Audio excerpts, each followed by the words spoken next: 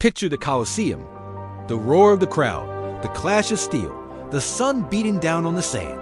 A gladiator falls, his lifeblood staining the arena floor. Now imagine people rushing forward, not to help, but to collect that blood, believing it holds a miraculous cure. It sounds like something from a horror movie, but for the ancient Romans, this was cutting-edge medicine. Today, we read diving deep into one of history's most bizarre and gruesome medical practices, drinking gladiator blood. Why on earth did they do this? What did they think it could cure? And what does it tell us about the Roman mindset? Stick around, because the truth is stranger and more fascinating than you could ever imagine. Before we get to the blood drinking, we need to understand the Roman view of life, death, and entertainment. Gladiators were the superstars of their day. They were slaves, prisoners of war, or condemned criminals, but in the arena, they became symbols of ultimate masculinity, strength, and vitality. They faced death head-on, and for the Romans, this display of courage, or asterisk virtues asterisk, was the highest ideal. A gladiator who fought bravely, even in defeat, was seen as possessing a powerful life force. This wasn't just physical strength. It was a spiritual energy, a raw vitality that many Romans desperately craved.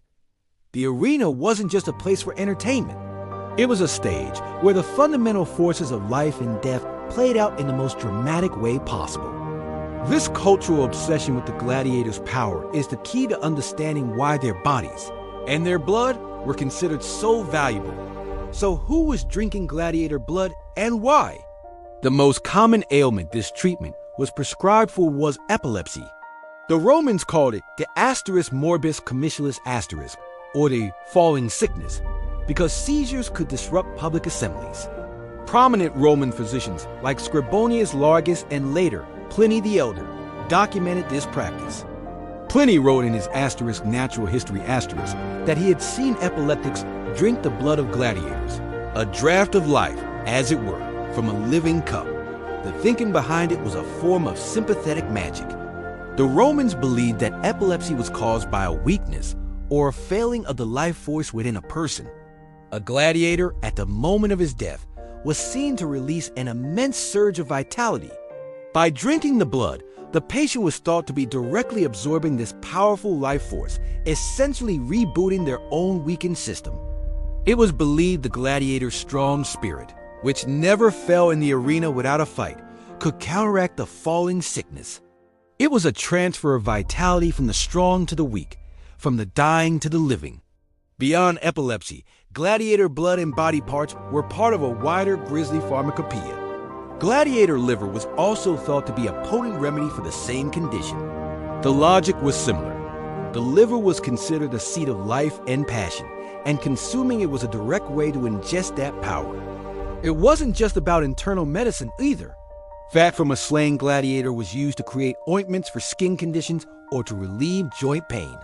Even the weapons that delivered the final blow were considered to have special properties.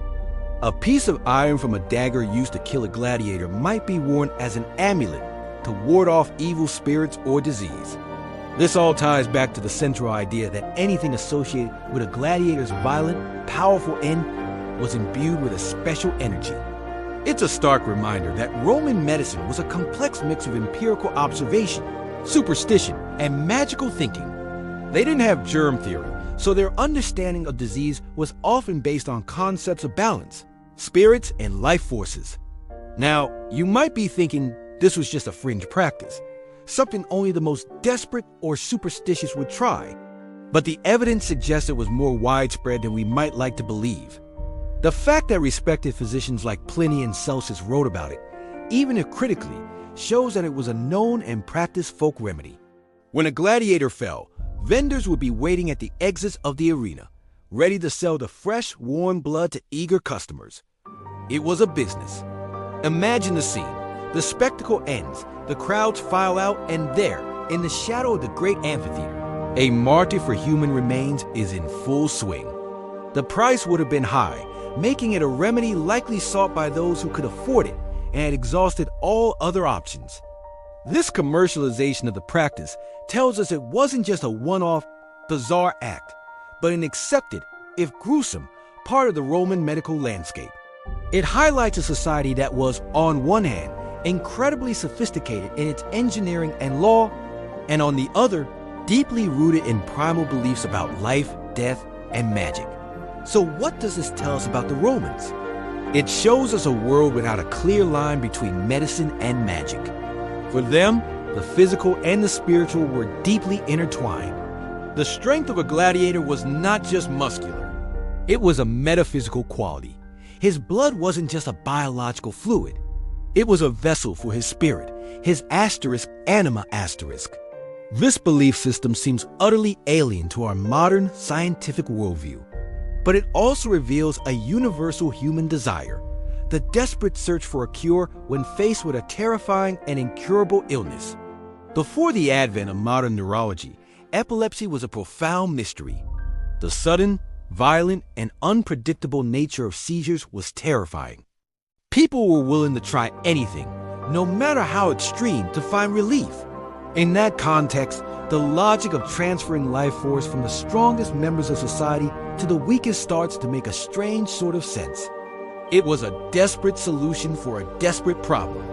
Interestingly, this practice wasn't universally accepted. Some Roman physicians were highly skeptical. The physician Celsus, for example, condemned it as a miserable remedy. Galen, one of the most famous doctors of the Roman Empire, was a proponent of a more rational, scientific approach to medicine based on diet, exercise, and carefully prepared herbal compounds. You would have found the idea of drinking blood abhorrent and primitive. The debate between these rational physicians and the proponents of folk magic highlights a tension within Roman society itself. It was a culture in transition, caught between ancient superstitions and the emerging principles of scientific inquiry. The practice of drinking gladiator blood represents the old world, a world of magic and ritual, while the writings of physicians like Galen point toward the future of medicine. The decline of gladiatorial games marked the end of this particular medical practice. As Christianity spread throughout the Roman Empire, the games were condemned as barbaric and pagan. The last known gladiatorial fight in Rome took place in the early 5th century. With no more gladiators, there was no more gladiator blood to be sold. The medical treatment simply faded away, replaced by different beliefs and practices. It became a historical curiosity, a footnote in medical text that serves as a chilling reminder of how different our ancestors' worldview was. The Colosseum fell silent, and the sands of the arena, once soaked with the blood of fighters, were eventually covered over, burying one of history's strangest medical secrets. Looking back, it's easy to judge the Romans for their brutality and what we see as primitive superstition. But their world was fundamentally different from ours. They lacked the scientific tools to understand the human body and the diseases that afflict it. In the face of the unknown, they turned to what they could see and what they believed in, the undeniable power and vitality of the gladiator. The practice of drinking gladiator blood is a powerful window into the Roman soul. It reveals their obsession with strength, their fear of weakness, and their profound belief in a world animated by invisible forces. It's a shocking and gruesome story, but it's also a deeply human one. It reminds us that for most of history, the line between medicine, magic, and sheer desperation has been very, very thin. Thank you so much for joining me on this journey back to ancient Rome. It's a testament to how far medicine has come, and a fascinating look at the beliefs that shaped the past. If you found this story as compelling as I did, make sure to hit that like button and subscribe for more deep dives into the strangest corners of history. What other bizarre historical practices should we explore? Let me know in the comments below. Thanks for watching, and I'll see you in the next video.